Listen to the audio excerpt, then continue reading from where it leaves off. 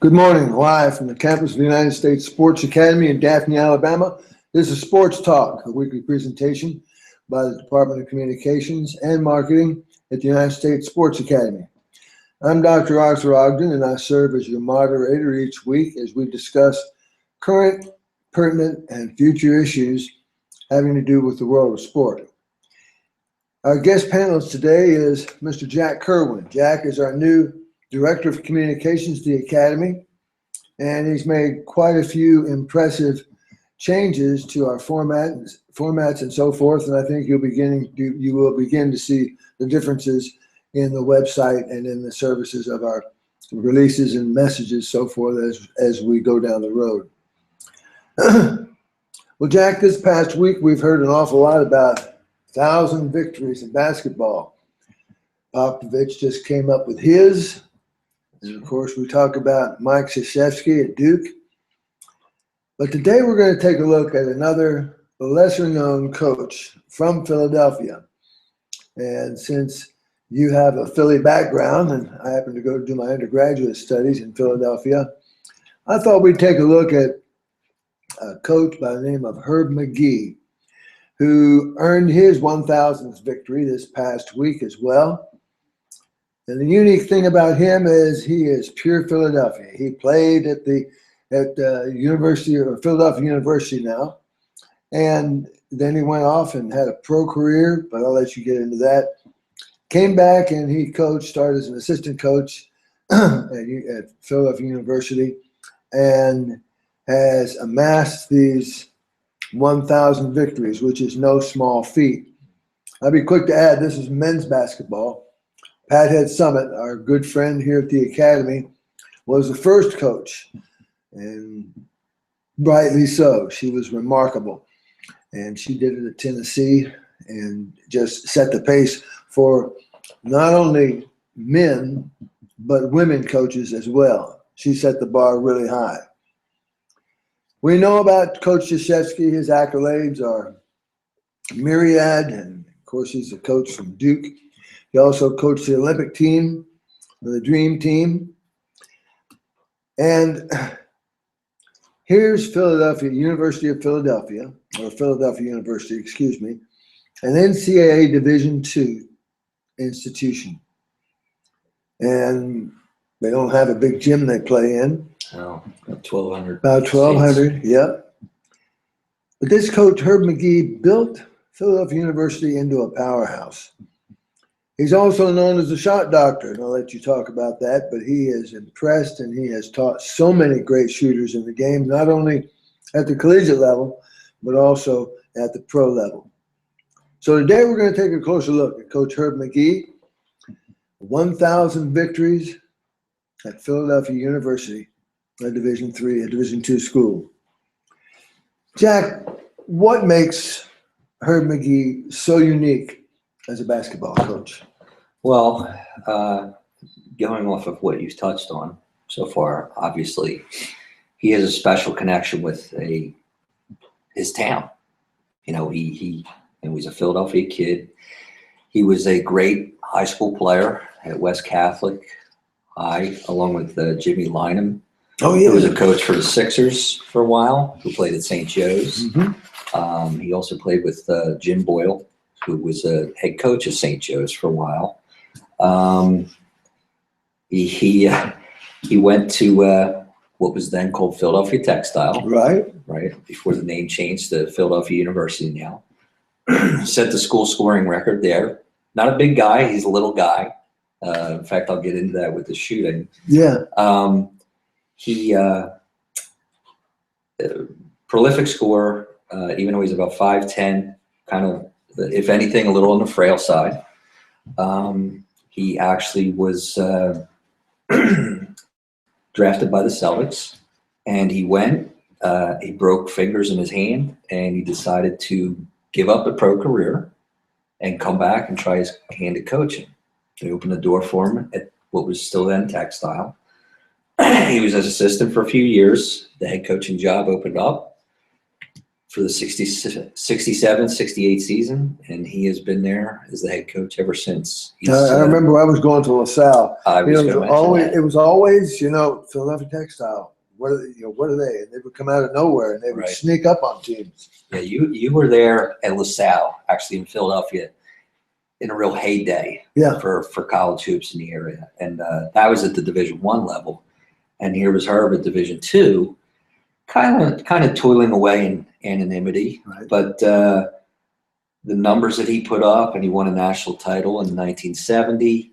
Oddly enough, he hasn't won another since, but he has continued to just pile up victory after victory. He just got the 1,000th victory. He's now in his 48th season. Wow.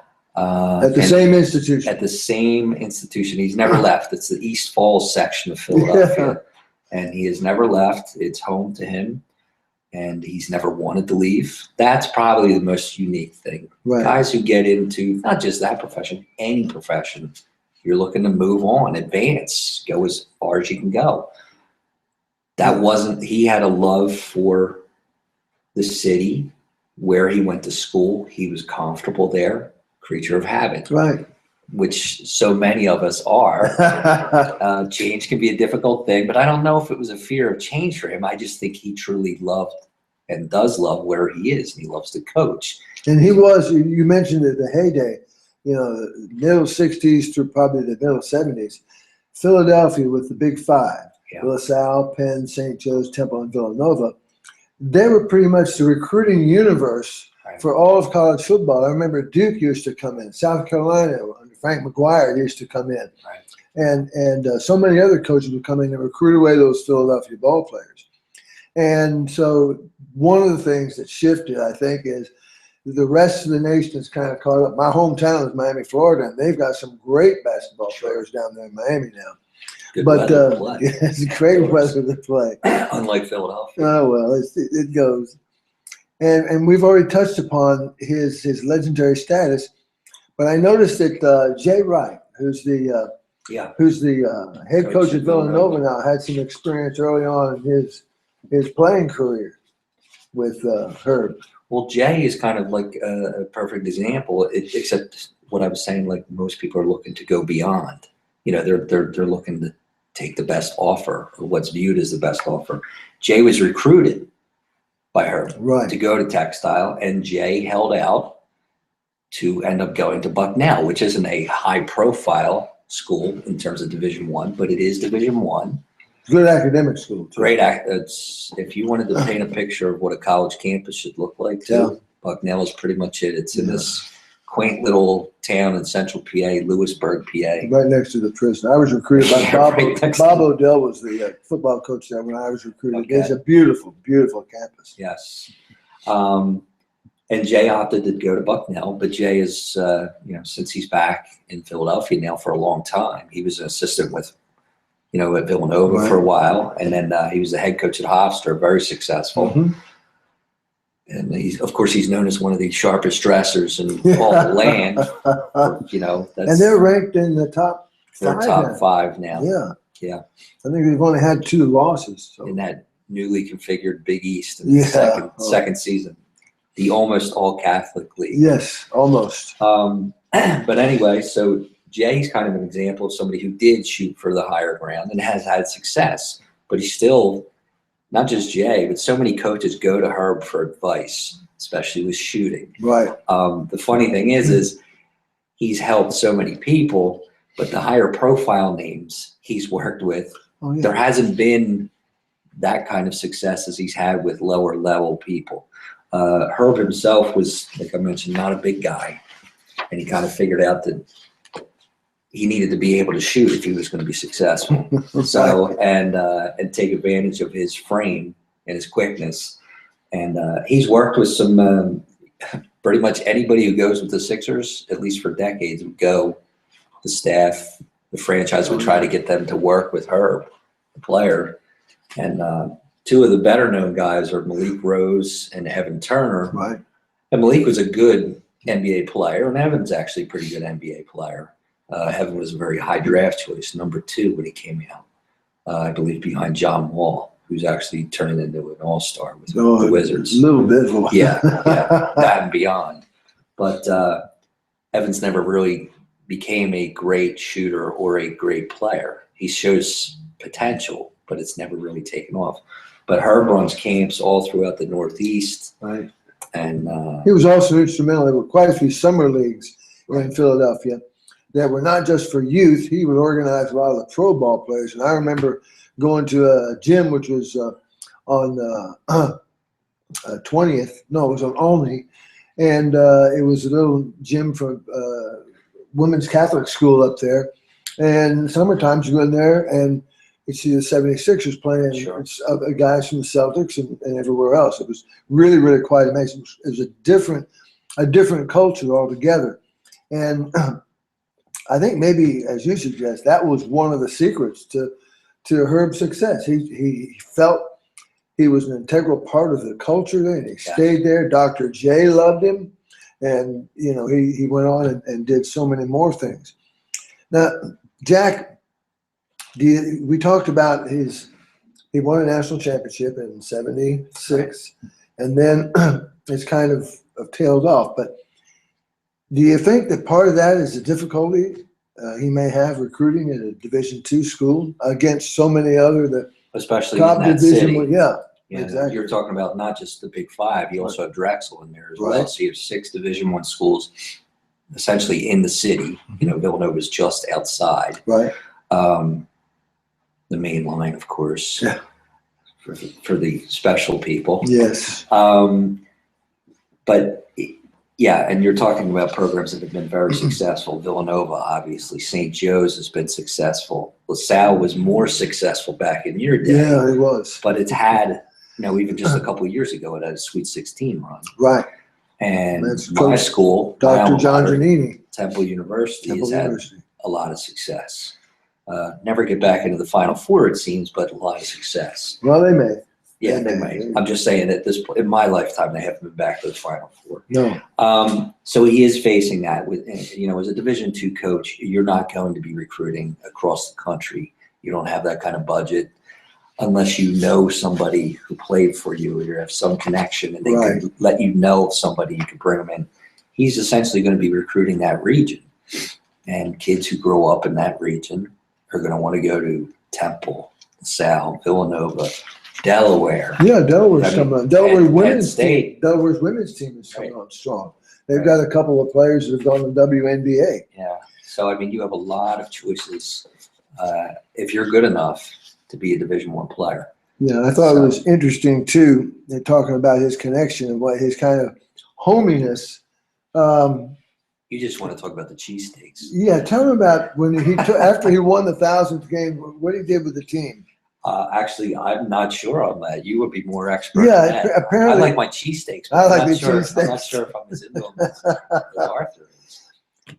Apparently, after he won the game, the 1,000th victory, the guys were riding back on the bus, and he ran across 2 lanes of median. The other side sprinted to the store. He bought sodas and then ran back, cans in his hands, got on the bus, and started handing out the cans to all the players out of his own pocket. And his wife Shirley says, "You think Mike Krzyzewski's doing this?" I thought that was really, really amazing. And then he took him down and they got some Philly cheesesteaks, which are the best in the world. But we like to take stories like this because not just because we have a Philadelphia connection, but because sport transcends all types, all classes, and it allows everyone to have an opportunity to compete and everyone an opportunity to shine. And clearly, Herb McGee is a perfect example of that. Yes. Jack, any final comments? We're running out of time again. You were wondering about where's notoriety? Yeah.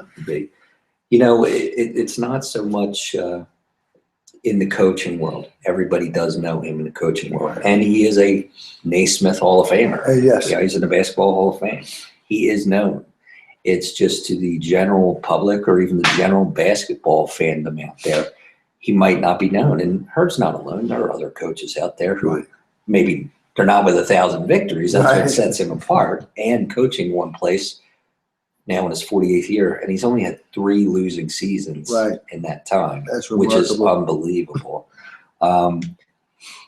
I think what it is where it matters to him within the profession, he matters. Right.